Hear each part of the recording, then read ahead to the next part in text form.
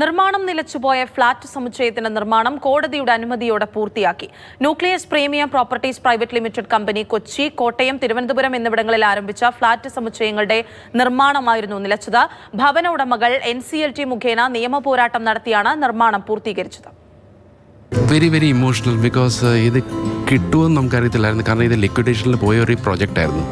അത് തിരിച്ചു കൊണ്ടുവന്നിട്ട് അത് കഴിഞ്ഞിട്ടും കുറേ ഹിൻഡ്രൻസ് ഉണ്ടായിരുന്നു. കുറേ കേസുകളും കാര്യങ്ങളൊക്കെ ഉണ്ടായിരുന്നു. നമ്മളിത് റൈറ്റ് ഓഫ് ചെയ്തു.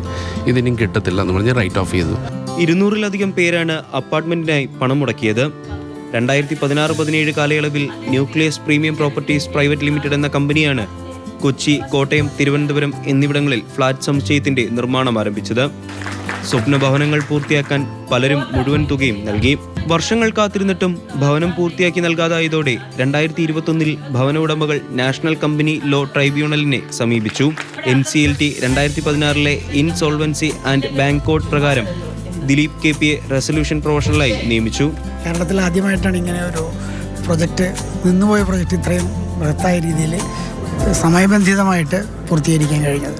അതിൽ സജികുമാറിനെ ഞാൻ എത്രയും അഭിനന്ദിച്ചാലും മതിയാവില്ല.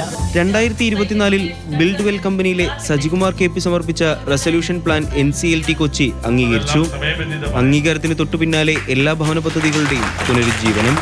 എനിക്ക് നല്ല സപ്പോർട്ട് ഉണ്ടായിരുന്നു ഹോംബേഴ്സിൻ്റെ സൈഡിൽ നിന്നും, പ്രത്യേകിച്ച് നമ്മുടെ ചെയർമാൻ ദിലീപ് സാറ്. അങ്ങനെ ഒരു ഫുൾ സപ്പോർട്ട് ഉള്ളതുകൊണ്ട് എനിക്ക്, പിന്നെ എൻ്റെ ഒരു ടീം, ബിൽഡ് വെൽ ടീം, എനിക്ക് ഫുൾ സപ്പോർട്ടായിരുന്നു. അതുകൊണ്ട് മാത്രമേ സക്സസ് ആക്കാൻ സാധിച്ചു. ബാക്കിയുള്ള പ്രൊജക്റ്റുകളെല്ലാം പെട്ടെന്ന് തന്നെ നമ്മൾ ഹാൻഡ് ഓവർ ചെയ്യും. ബിൽഡ് വെൽ റിവ എന്ന് പേരിട്ടിരിക്കുന്ന 31 അപ്പാർട്ട്മെന്റുകളുടെ താക്കോൽദാനമാണ് നടത്തിയത്. 2026 രണ്ടാം പകുതിയോടെ 2 പ്രോജക്റ്റുകൾ കൂടെ കൈമാറും. മാതൃഭൂമി ന്യൂസ്, കൊച്ചി.